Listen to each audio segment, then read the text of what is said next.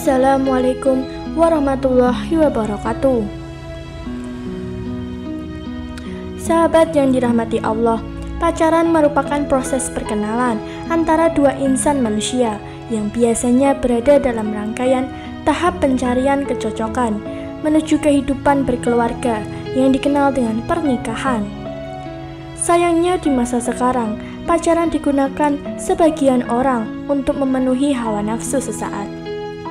Ustadz Sofyan Hadi yang menyampaikan tentang adab berpacaran berdasarkan ajaran agama Islam mengatakan secara hukum pacaran adalah haram karena bukan budaya yang berasaskan agama Islam namun dari kebiasaan barat. Pacaran ala barat ini merupakan bagian dari mendekati zina yang merupakan sesuatu yang dilarang oleh Allah SWT. Sehingga dalam agama Islam, pacaran memang tidak ada kamusnya atau referensi yang mengajarkannya.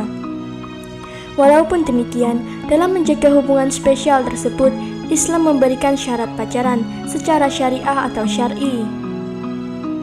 Ada 4 syarat berpacaran atau menjalin hubungan spesial antar lawan jenis yang sesungguhnya amat berat dijalankan oleh manusia bila kaitannya dengan pacaran zaman sekarang. Namun sebelum kita lebih jauh membahas masalah ini, kami ingatkan untuk mendukung channel ini agar terus syiar Islam dengan cara klik tombol subscribe dan nyalakan lonceng notifikasinya. Syarat pertama yakni saat bertemu, keduanya harus menjaga pandangan dan menunduk dan tidak saling pandang satu sama lain. Sebab bila terlihat wajah satu sama lain, akan dekat ke zina yang dapat merangsang hawa nafsu. Jelas ini yang diinginkan setan untuk selanjutnya membawa ke zina dan hubungan terlarang. Syarat kedua, wanita saat bertemu lawan jenis yang bukan muhrim harus menutup seluruh aurat, hanya menyisakan muka dan telapak tangan saja.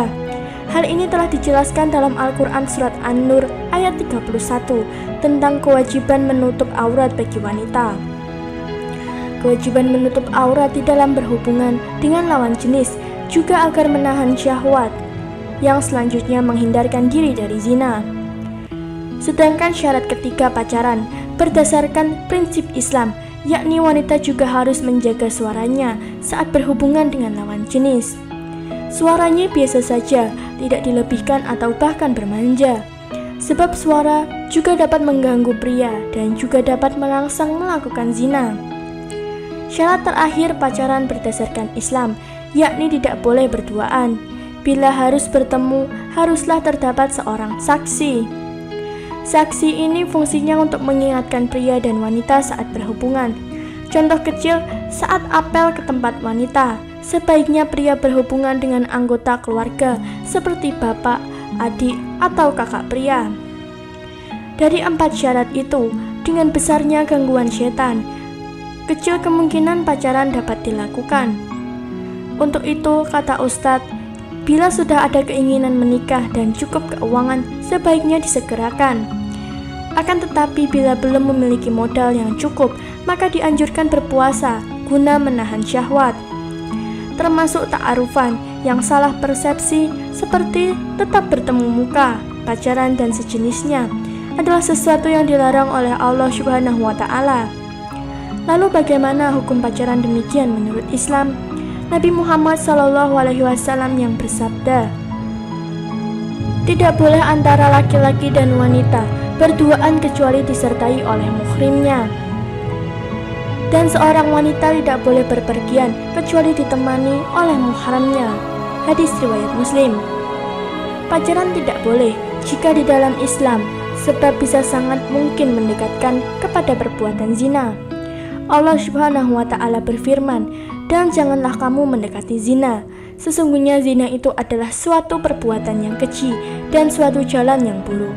Quran Surat Al-Isra ayat 32. Islam menganjurkan bahwa saat seorang sudah mampu untuk menikah, maka segeralah untuk melakukannya. Nabi Muhammad SAW bersabda, Rasulullah SAW mengatakan kepada kami, wahai para pemuda, siapa di antara kamu yang memiliki kemampuan, maka menikahlah. Karena sesungguhnya nikah itu dapat menahan atau memelihara pandangan dan menjaga kemaluan Dan barang siapa yang belum mampu, hendaknya ia berpuasa karena itu menjadi pengendali baginya. Wallahu alam.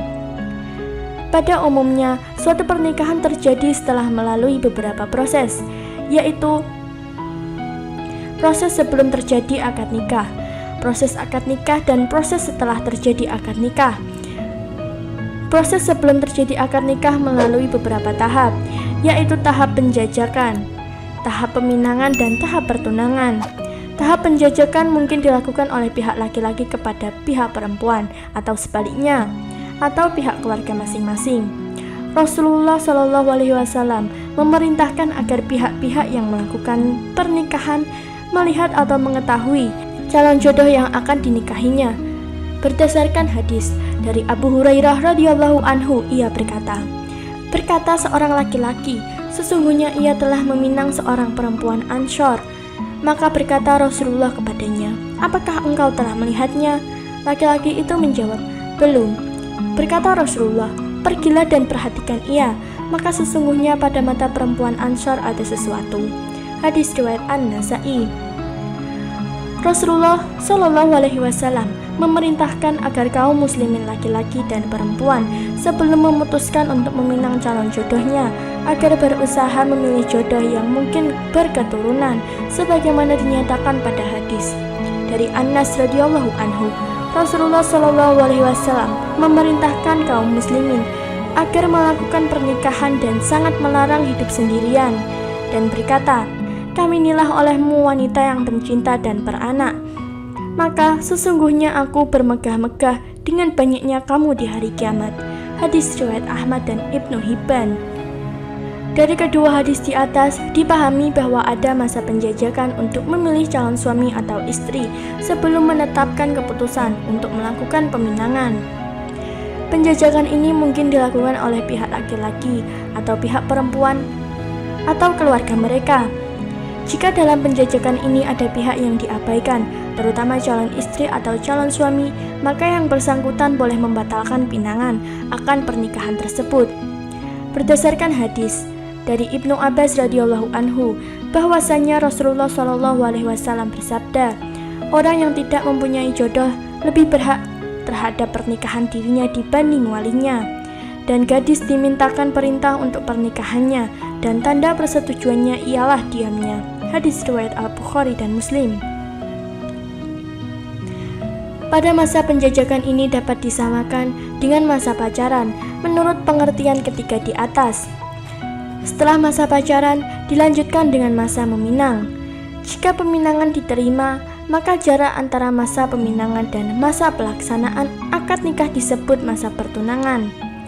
Pada masa pertunangan ini, masing-masing pihak harus menjaga diri mereka masing-masing karena hukum hubungan mereka sama dengan hubungan orang-orang yang belum terikat dengan akad nikah.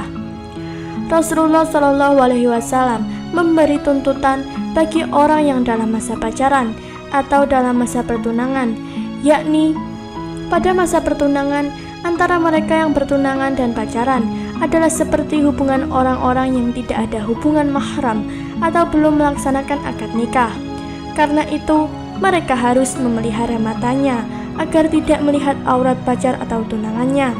Begitu pula wanita atau laki-laki yang lain, melihat saja dilarang, tentu lebih dilarang lagi merabanya. Memelihara kehormatannya atau kemaluannya agar tidak mendekati perbuatan zina. Dijaga dan diawasi oleh keluarga dari kedua belah pihak. Akan tetapi yang terjadi saat ini adalah pacaran yang bukan demikian, sehingga kegiatan semacam ini hendaknya dijauhi sebagaimana maksiat yang lainnya. Untuk menjaga dari hal yang demikian, dianjurkan sering melakukan puasa-puasa sunnah, karena melakukan puasa itu merupakan perisai baginya. Nah, sahabat yang dirahmati Allah, untuk menjalankan pacaran dalam Islam, segeralah menghalalkan pasanganmu dan kalian bisa berpacaran dengan ridho Allah. Bagaimana tanggapan Anda? Tulis di kolom komentar. Dan terima kasih telah menonton video kali ini. Wassalamualaikum warahmatullahi wabarakatuh.